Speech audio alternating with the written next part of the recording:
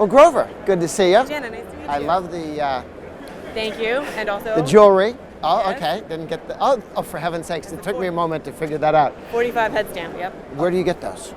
This I got here at the show. Okay. There's some awesome people over there that have a bunch of jewelry like it. This I ordered. Now we're going to talk Second Amendment.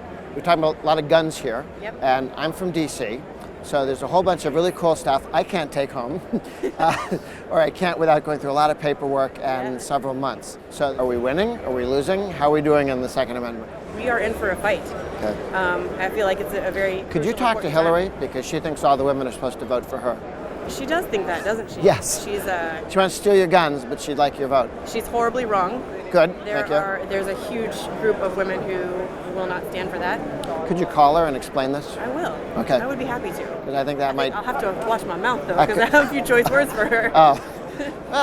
We can work on that. You know, I've never heard of somebody said, I used to shoot, or I used to hunt. No, I feel like it's just a lifestyle. Once you get into it, you are in. I have been into guns for about 4 or 5 years now. I've been a shooter for about 5 years. Okay. So I feel like What said, I'm going to be in guns now? I bought a gun to carry for self-defense. So Okay. That's how I got into shooting. Not hunting? Not hunting. I've never been hunting before. I would love to. I Okay. just haven't had the opportunity to do that. And now I shoot competition. So Okay. for the last 2 years, I've been a competitive 3-gunner. Excellent, Yeah. excellent. Yeah. Well, that's great. Where do you compete? I compete all over the U.S. Okay. Yeah, so I travel around. How many states have you been in? Shooting.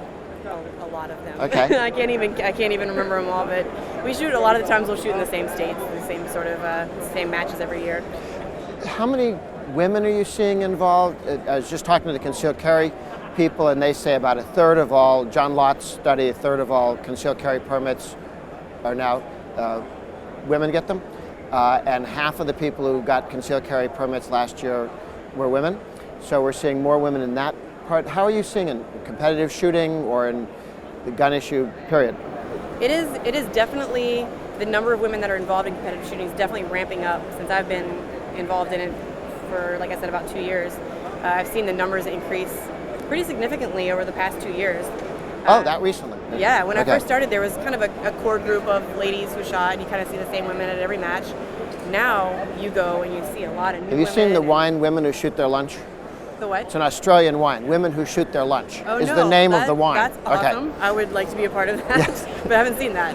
Okay. But yeah, we now have dedicated ladies 3-gun matches, and we had like 200 women at the first one. So. Oh, for heaven's sake! Yeah. Now, where was that? That was in Atlanta, Georgia. Okay. Yeah, last year. We shoot competitively, but we feel like we can be very influential for other women who, might see us on Facebook or YouTube, and we can use social media to reach those women. And it doesn't have to be just about competition shooting. We all own guns, and we're Second Amendment supporters. How do you reach out to women who don't see themselves as shooters, maybe never thought about it? You've done it, your friends have done it, and you tweet to them, you YouTube. How do you communicate and how do you reach out to the unchurched?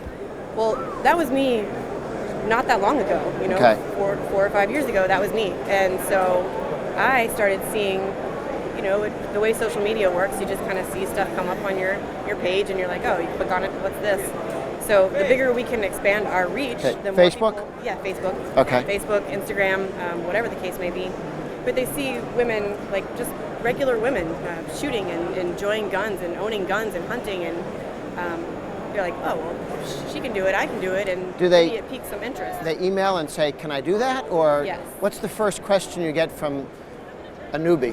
A lot of them want to know how we got started.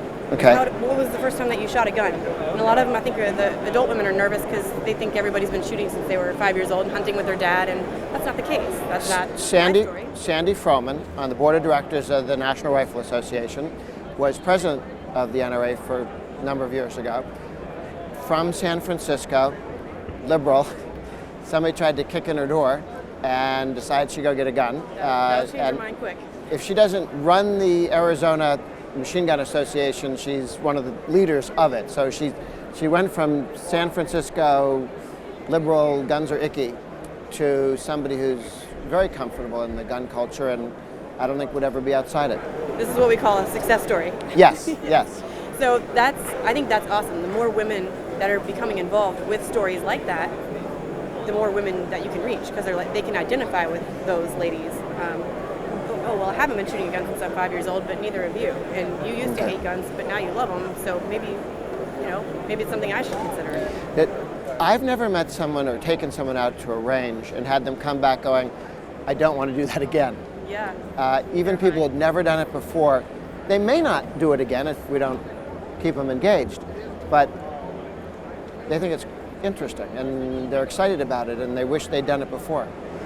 Well, I think a lot of it is fear of the unknown, or what you don't know you might fear. So we can reach people and show them that it's not this scary, horrible thing that you read in the headlines. Excellent. Well, spend the next year recruiting and bring more people here. I definitely will. Good to see you. You too. Thank you.